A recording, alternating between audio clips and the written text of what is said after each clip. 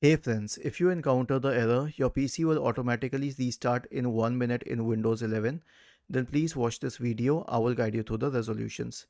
The first solution is a clean boot. So how do we perform a clean boot? First of all, search for system configuration in the Windows search bar and go to system configuration. Go to the services tab. Check the box associated with hide all Microsoft services. If any other service is checked, click on disable all, apply, OK, and then restart your computer. The next solution is an SFC scan. Search for command prompt in the Windows search bar, click on run as administrator, type the command sfc /scan now and hit enter to invoke the SFC scan.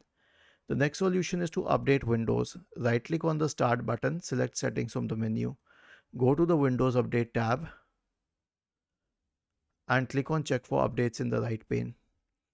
And the last solution is a malware scan. So search for MRT in the Windows search bar and go to MRT, the malware removal tool. Click on next, choose full scan, next, and let it run through. Was this helpful? If yes, then please subscribe to the channel. If not, then let us know in the comment section of the video on how we could help you further. Thank you for watching this video and have a nice day.